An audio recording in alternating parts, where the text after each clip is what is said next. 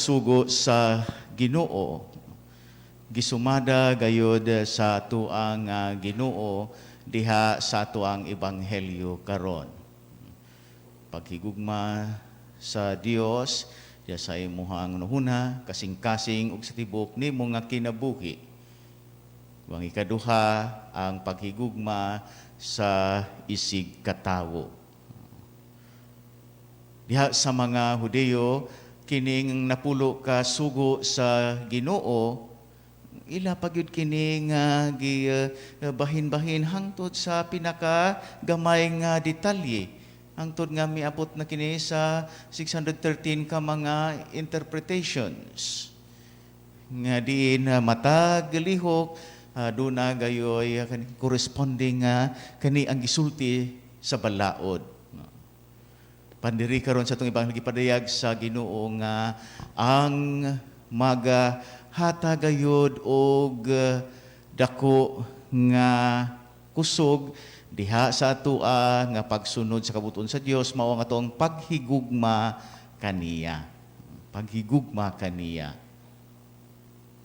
Nga kini nga pagbati di lamang kay kining paghigugma di lamang kay diha lamang sa pagbati nga level apan diha sa kinatibuk-an nato nga kinabuhi hunang-huna ug diha sa tuang kasing-kasing ug sa atua nga gimbuhaton sa atong gipadayag kining gugma sa inadlaw-adlaw nato nga pagkinabuhi.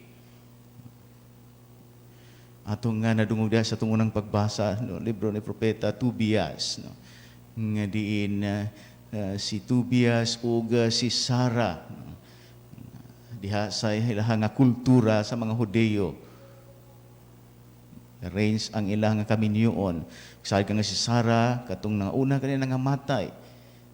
Apan diha sila sa ilahang nga panakita nga diin duna kanang gugma nga diin sila mamahimo nga managtiayon busa sa diha nga sila nag-ipon nagampo silang duha ngadto sa Dios nga din kung kini kabubuton sa Dios nga mulungtad kining mao nga panag-ipon sa laktod nga pagkasulti gipadayag nila ang ilahang nga gugma sa Dios nga panalanginan ang ilahang nga panag-uban dili lamang diha sa cultural nga lebelo apan diha gyud sa ilahang pagtuo pagsalig ngadto sa buhi nga Dios. Gugma nila ngadto sa Dios.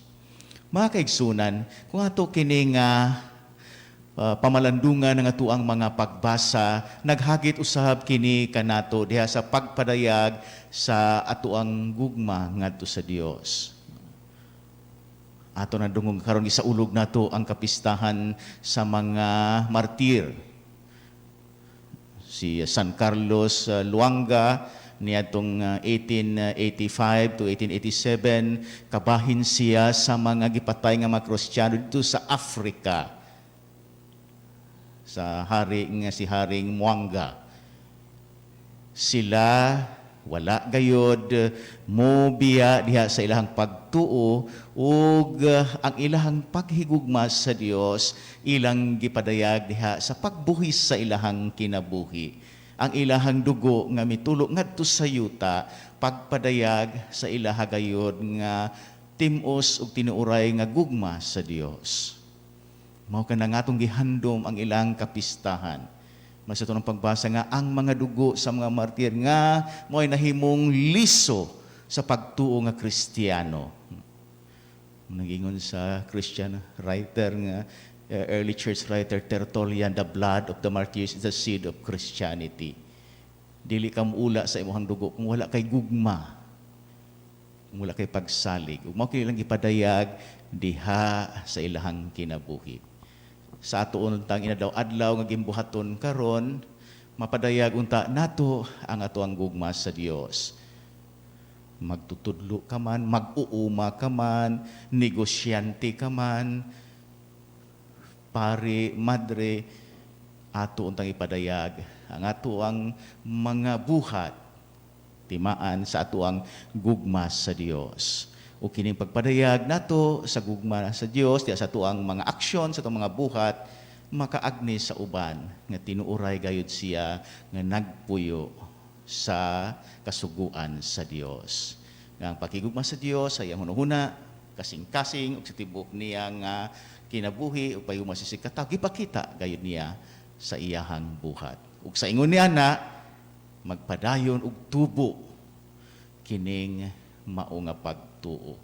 Kaya nga tua nga gugma sa Dios ug pagpadayag sa mayong buhat, mao naman pud ang magsilbi nga liso nga diin magmalig-on ang atuang simbahang Kristiyano, ang atuang simbahang Katoliko.